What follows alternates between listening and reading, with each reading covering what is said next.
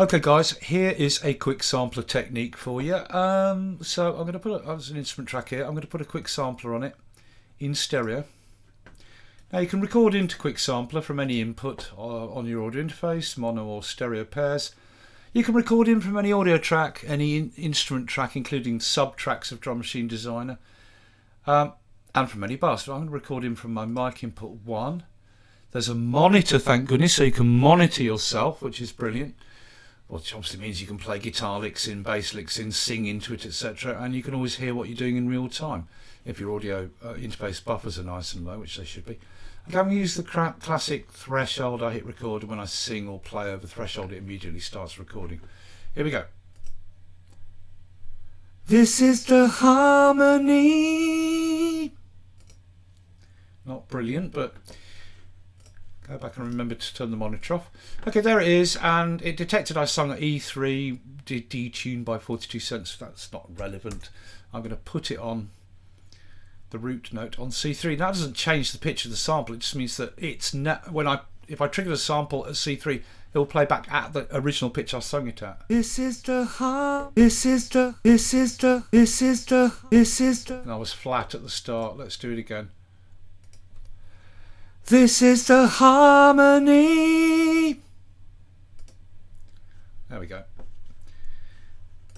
Right, there it is at E3 again. That's just what it detected I sung at. Let's get rid of that and put it on C3. So now I can trigger it at C3. This is the harmony. Okay, just trim that end off. A little bit of a fade out. This is the harmony. Right. Now, I'll put flex on, so wherever I play it, this is the harmony. I don't need tempo though, because it's not a rhythmic thing. So I can play it anywhere up and down the keyboard, and it will stay in time. Although it's not kind of relevant, I do that now, because what I'm going to do is slice this and then export it. So I go to slice. I'm going to slice it into the component parts where I change pitch. So reduce all this down. So the first slice, C1. This is.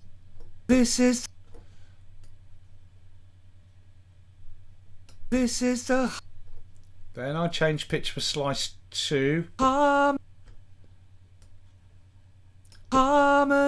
And then slice 3. That's my. This is the harmony.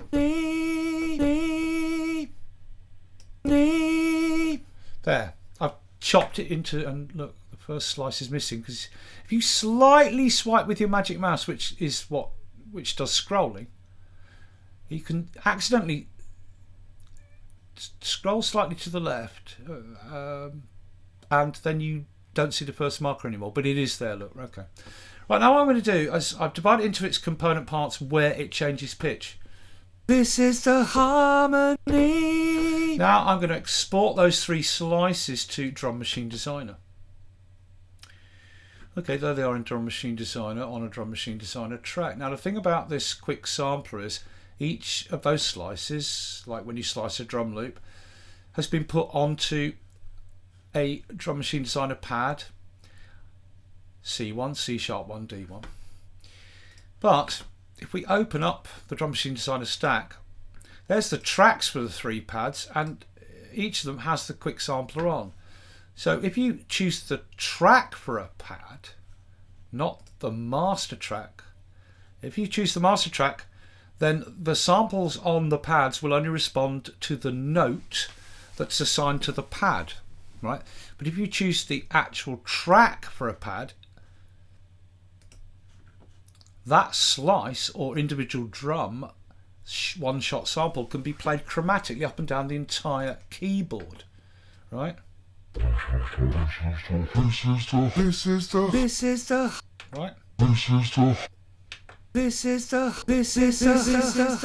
Okay, so now we're going to do this. I'll make I don't need that automatically created region of that's the 3 slice notes. Actually, yeah, I will use that because that's the 3 slices at the timing of the 3 notes of the timing of the 3 slices. So what I'll do is I'll copy that down onto, oh no, wait though, because that's triggering C1, C sharp 1 and D1, that triggers the samples on those notes on the pads, but when we go to the individual tracks they'll need to be changed, but still the timing is there for the slices to line up with the slices, right? So let's close that, bring this down and go into that. Now and then copy it down to the other 3 tracks. Okay, mute those. Let's go with the first one.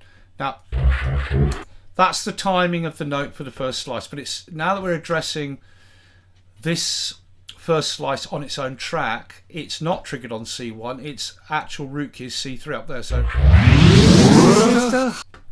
there you go, there it is. This is the, and the second track here is that note, that's its start time and its length. There's the root key for the second slice. Let's move it up to there. Up there, C sharp. This is the harmony. So now the second track, that note's triggering the second slice. Harmony. And then the third track, there's its root note, root key. That's the note. It's in the right start position and length to play that slice. But when we address it, when we address the quick sampler on the individual track, its root key's up there. Harmony. Oh, it's muted. Right.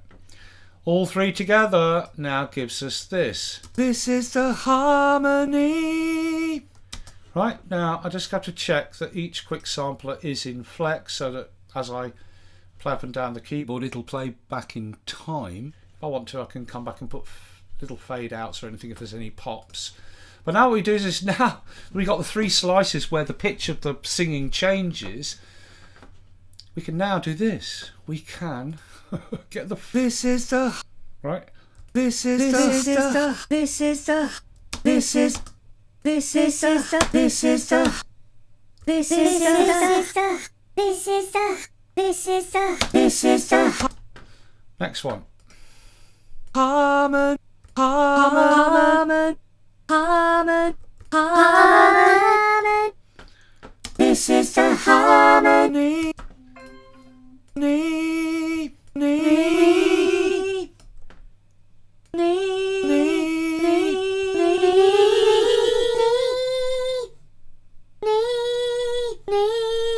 This is the harmony.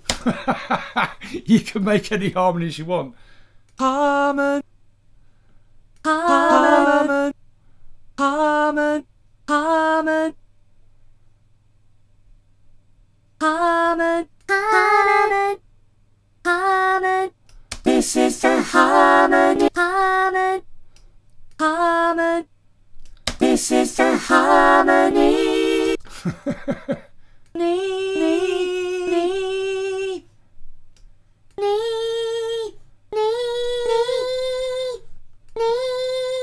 Now these, let's reduce those down in velocity. In fact, let's reduce.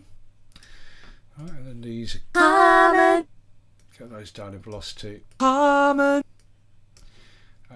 get these. This is the harmony. Ha ha ha. You know what I'm saying? Oh my God, the snapping in Logic drives me insane, mate.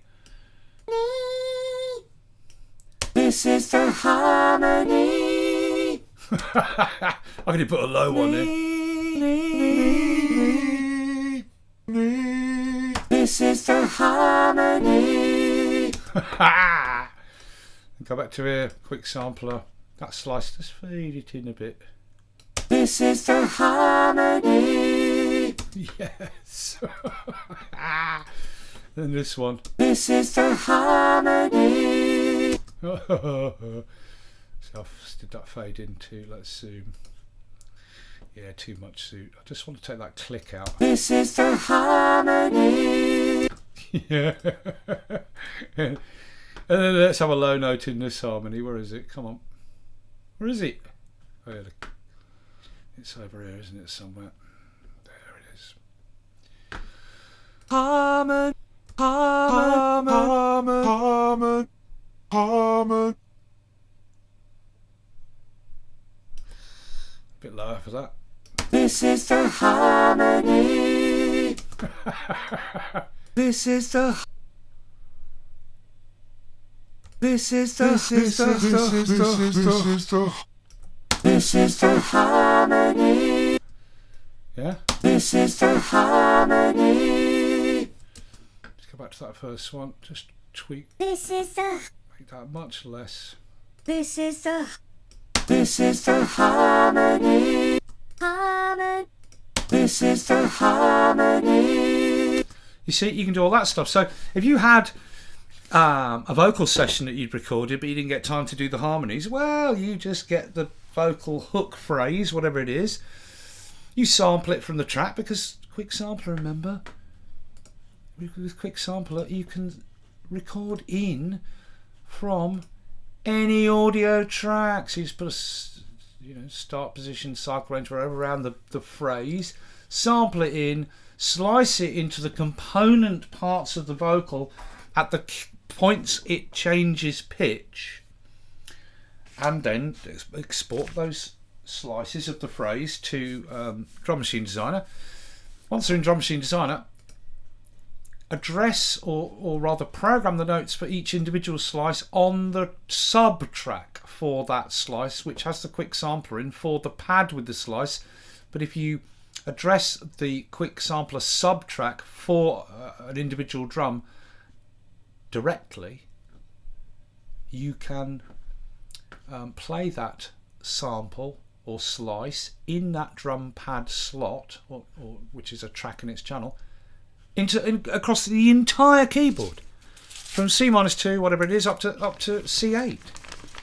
Think about it. That also means you could do snare fills on the snare track and pitch them up with each 16th and things like that. Tell you, mate, it's incredibly versatile. Anyway, there is a technique you can do with Quick Sampler. Pretty cool, eh?